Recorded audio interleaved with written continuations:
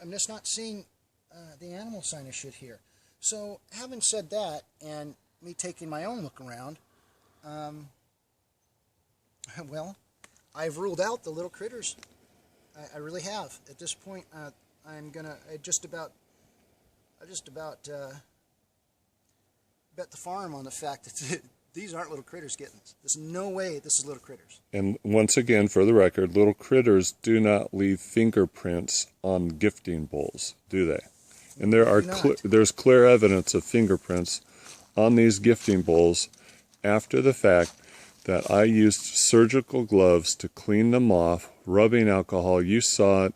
I placed them out here carrying the edge of the bowl so there were no smudge prints left from my gloves. And we even checked if my gloves could leave smudge prints, and they didn't.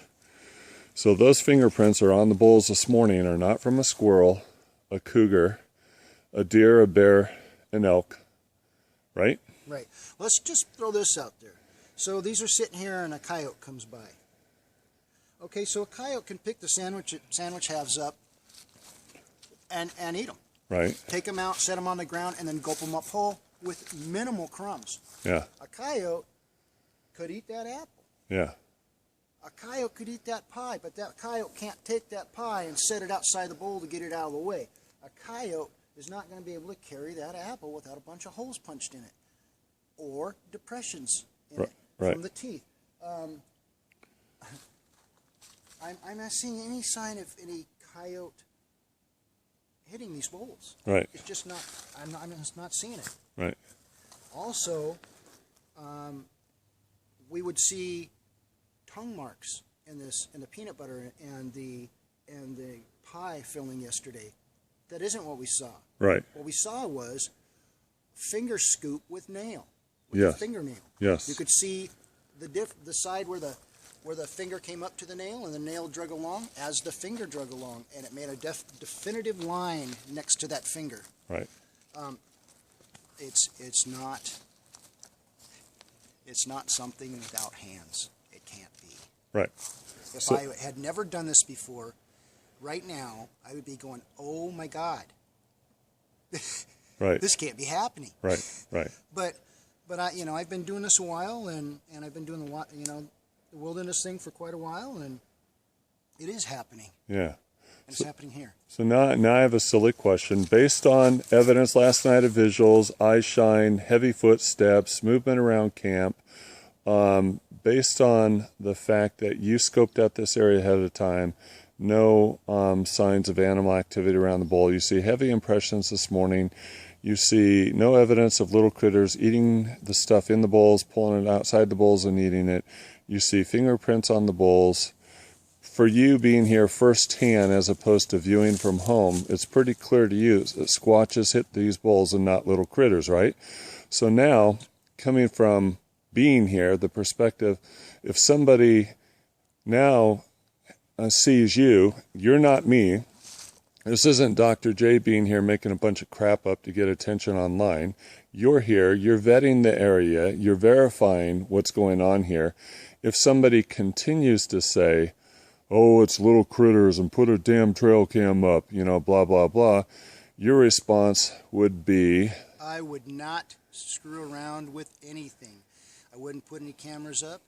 These are not little critters hitting this. These are fingerprints. They're real.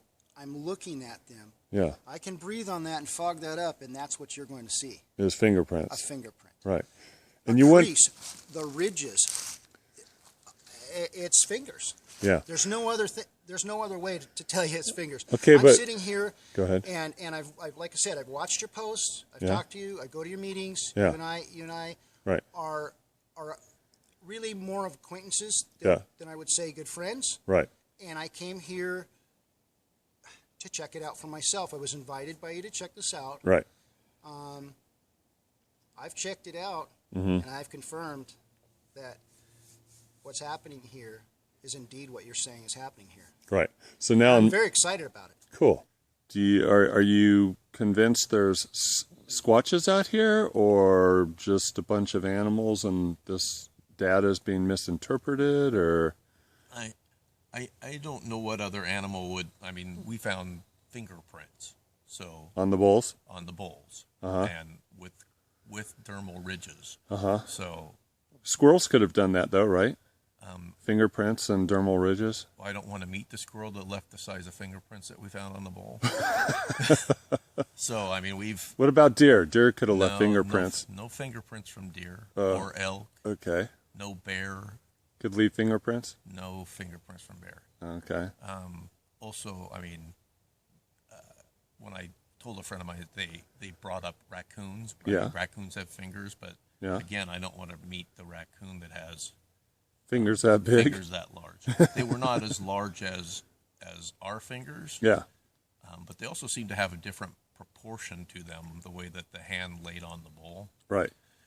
But we could actually see the break in the knuckle on the bull, and I think I see a similar break on I believe it's that bull. To be objective, can't deer leave fingerprints on bulls like they do in SOA, or raccoons? Raccoons might, but they'd be much smaller than anything that we've found. The ones we found the one time were about the size of my little finger. Yeah. Which is why you and Michael Beers decided it was probably the toddler who had actually touched that bull. Yep. The handprint that we found on my car window was bigger than my hand. Right, and it was only this section of the hand, but there was something different about the way the thumb attached. Yeah. And that was the one thing that my fingerprint guy commented on.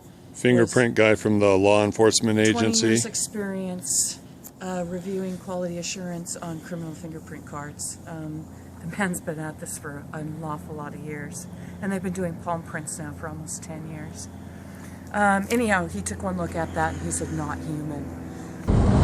So, you came down, this is your first official Bigfoot adventure ever, right?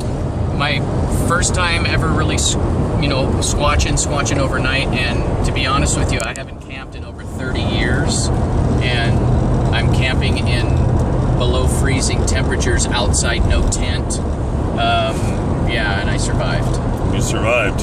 I survived. And you went from the first night being totally scared to death, so to speak. Yeah. To the third night, not as much fear. Yeah, I mean, there was still some fear, but not as great as the first night, especially when you're surrounded, you're outnumbered. Most of them are bigger than you, and you're not a small person. You kind of feel helpless. Right. It's like, whoa, okay, did I make a mistake wanting to come out here? But it's just they're there. They're there. You hear them. You see their eye shine, and they're just looking at you, and you're just like, wow. What about the gifting bull experience?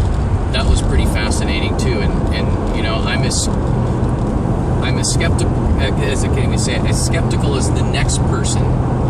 I just want the truth, and there weren't any small animals, there weren't any large animals in this area in the day or night. No animals. There's no animals at all. The only time we ever saw, we saw 2 squirrels, but they were way down, like by where there would be a residential area or something. I mean, there were no small animals, large animals. The only birds I ever heard, I heard one bird in the morning, the same area every morning, one bird to the 9 o'clock, and then I think I heard one other one to the 3 o'clock, and that was just one morning. So 2 birds to the entire time that I heard. I never saw them.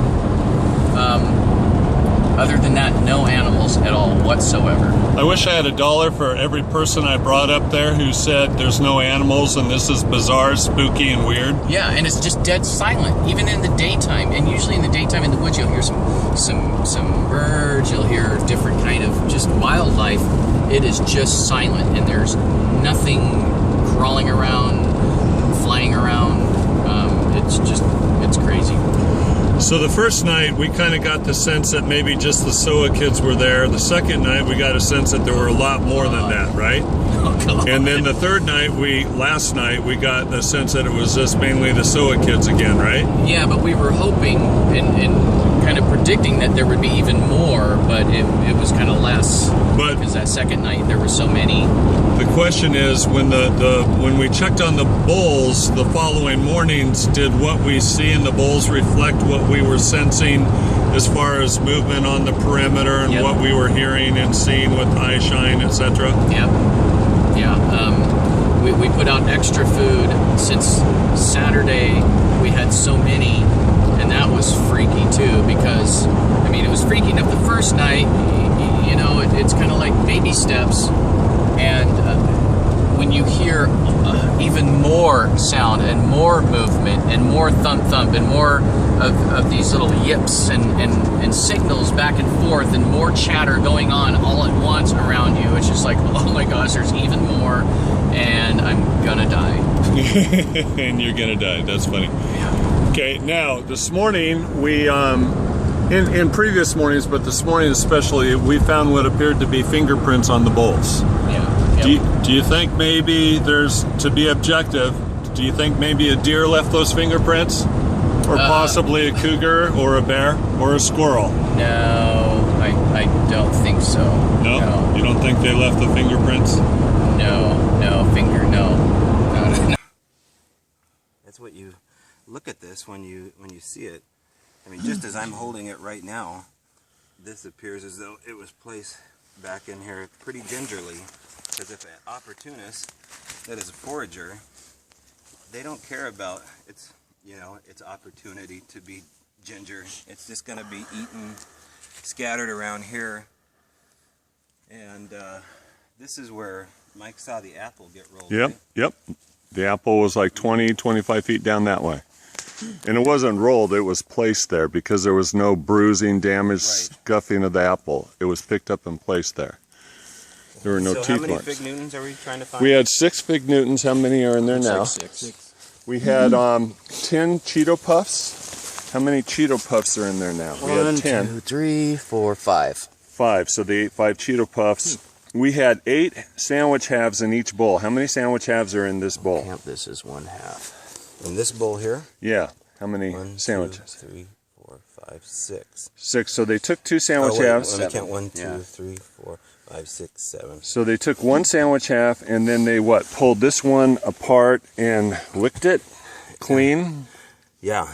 and then put it back in the bowl, right? Is that how it was sitting? No, they I were all placed it like that. they were all wrapped around. Yeah. Okay, now we had 8 sandwich halves in this bowl. How many sandwich halves are there now? Well, here's 1, 2, 3, 4, 5, 6, 7, 8. 8. Okay, so they didn't. So we only have 1 sandwich half missing out of all 16, but we also have sandwich halves that have been, like, obviously licked. That one was licked, like, Right. Or maybe okay, like a finger. and that one was pulled apart in your hand and licked. So was this. We had 10 chicken crackers. How many chicken crackers do we have now? 1, 2, 3, 4, 5, 6, 7. Well, these are halves here. 8, 9, and then 10, 11. 10, 11. Well, 11? it's Broken it's one. been broken. Well, broken. Yeah. Okay, so we have 10 and one's been broken. Okay, so they didn't take any fig Newtons. They didn't take any of the chicken crackers. They didn't take any of the hard-boiled eggs. They did take 5 Cheeto Puffs. They took 1 sandwich half and they licked out the inside of several sandwich halves. You know, Toby Johnson, Yeah. knowing what you know about being out in the woods and with small critters, Yeah. does that look like small critters hit the bull? No, it's not at all. It's not what you see when you leave food at a camp. Mm-hmm. They're usually in a hurry and constantly looking when they eat, so the crumbs are falling where they eat. You don't see any detail of any crumbs from bread. And it's not like, they're going to avoid just eating their bread and just licking the peanut butter and jelly. They're going to go for it to work their way into it. And they're not going to be able to, if a deer did it, say a deer did it, take away the little critter here, let's go for a bigger one. You know, I think that this bread would have been lifted out of the bull, or the bulls would have been pushed. You had those sticks Yep. laid right here. Sticks to on the measure- back side of the bull. to measure the distance. If the bulls got moved, and they didn't get moved. And I would see sign of deer here. That's the biggest point. And there's no sign of deer? There's no sign of deer. What about the Cheetos too? You wouldn't surgically pick out 5 Cheetos, No, I mean you could lick it with, you know, as a deer and bring it to your mouth. but 5 Cheetos. But they were all covered, weren't they? No, they were exposed, but there's no no food deer outside the tracks bowl. around on the ground. And for the record, those of you seeing the bread on the ground there, Toby placed those there.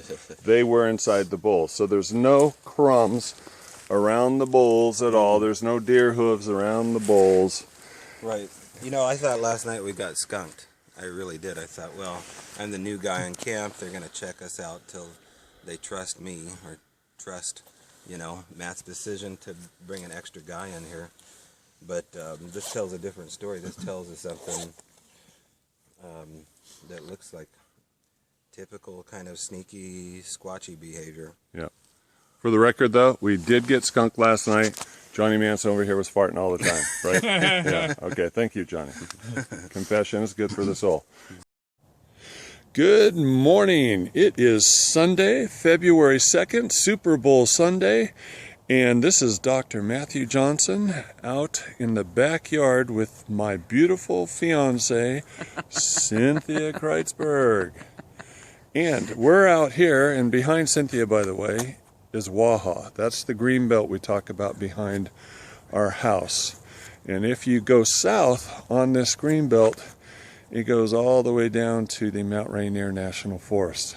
So anyway, we are here because Cynthia had a wonderful idea to answer some questions that keep coming up while we're doing research in the Southern Oregon habituation area. So Cynthia, take it away. We get constant questions saying, oh, you're putting the food bowls out on the ground. How do you know they're not being hit by small critters? That's just being hit by small critters. There's no proof that it's Sasquatch hitting your bowls. The fingerprints are pretty good proof, I think. But so it occurred to me when Matt was down in SOA this last week and we were getting those same questions over again. My son happened to mention that he'd seen 2 raccoons on our back porch one night. And it occurred to me that if I put a bowl out in our backyard here, those raccoons would smell the peanut butter and they would show up and they would hit the bowls, or the bowl in this case. And I would have an opportunity to do a visual comparison of what it looks like after small critters hit the bowl, as opposed to what we are seeing in the gifting bowls at SOA. So I did that on a Monday night, which wasn't real well thought through. Got up Tuesday morning in the dark, took pictures as best I could of the aftermath. I have to leave for work fairly early, so the pictures were taken in the dark. Where do you work, babe? I work in Olympia for a law enforcement agency. Okay. Anyhow, so we're redoing it. Oh, the other thing that happened is people said, well, where are your trail cams? And I started to answer, well, we don't use trail cams because we've established that the Sasquatch can see the infrared and they shy away from it. And then I said, wait a minute, that's not what this is about. The small critters don't care. So last night we left a video camera in the window of our house and set it up here, pointing out here on the grass. The window of the house. Okay. Window of the house right there in the corner. Right over here. We set it up in this window right there. Okay. And it's got the infrared night shot capability. So we put the bowl here with the camera focused on it. I had, let's see, 8 sandwich halves, 2 sticks of celery with peanut butter in them, 4 raw eggs and 4 hard-boiled eggs, and 2 molasses cookies in the bowl. Now those of you that are familiar with the photographs of afterwards at SOA, there's almost always food left. There's almost always items in the bowl. But if you look here, the bowl is totally empty. In SOA, if there's been anything removed from the bowl, it's stacked neatly on either side. Yet here we've got this scatter pattern that goes away from the bowl quite a ways. Right off the tip of Matt's shoe there, you see a pile of egg yolk. Little bits where something obviously was chewing away at the center of the boiled egg on the ground. We don't ever see that in SOA. We don't ever see piles of crumbs. We don't see bits of food around the bowl where you're like you're seeing here. These eggs smashed and scattered all over. And if you see, hi Mitch, if you see they get smashed, they aren't broken cleanly. The hard-boiled egg, again, yeah, you're no help. Come on. Mitch wants to cut in on the filming action. Ladies and gentlemen, this is Mitch, one of our big cats, who's about twice the size of Atlas, the official mascot of Team Squatch in USA. And a pain. And a pain. But you can see, I mean, you can see that it's been nibbled at, it's been broken up into pieces. If you look at the celery, it looks like it's been licked totally clean. It's gonna be very fascinating to watch the video we took last night and see what did hit. Yeah. And, you know, maybe my cat hit it too. We'll see. But this is so different from what we see in SOA. You know, we've got a lot of photographs over time. And the big difference is little critters are opportunistic. They would not leave molasses cookies, berry-filled Fig Newtons, apples, peanut butter sandwich halves. They would not leave them behind because they know if they've got a food source, it may not be there again the next day. They would take everything just like it's been taken here. There's no sandwiches left. There's no sandwich that's been broken open And licked. and the center licked out. And I've been scanning down the hillside here. Those sandwiches were not dragged out and left. They were consumed. And that is the primary difference with the little critters, is their opportunism and the fact that they know they have to take advantage of this kind of feast while they can. So we're in SOA base camp, and last night Dr. Matthew Johnson was going on and on about his special relationship with the Bigfoot around here, and so eventually John and I decided we'd put that to the test. So what we did was, we grabbed hold of him, he struggled a little, we tied him to a tree, we covered him in peanut butter, and then we pretty much went to sleep and left him for the night. Now this morning, what we've done is we've released him.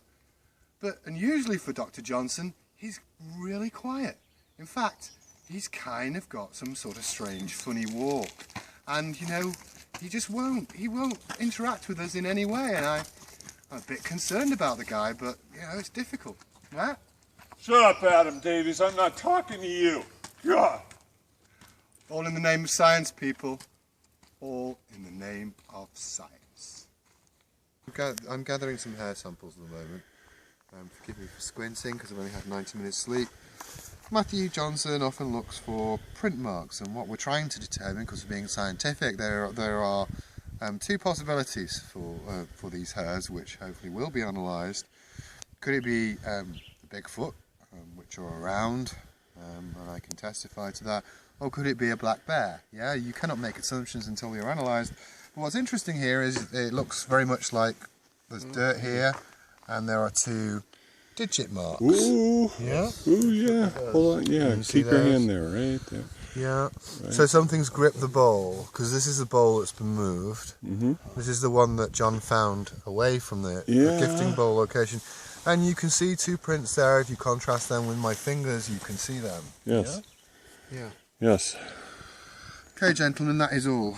Would it have? Thank you. Yes. Would it have possibly stuck to their fingers? Do you think that's why? Yes, it's been moved. It's the bowl inside is dirty. Yeah. Yeah. No, I'm just wondering if that's why they moved the bowl. Would it have kind of stuck to the hand possibly and dropped in that position?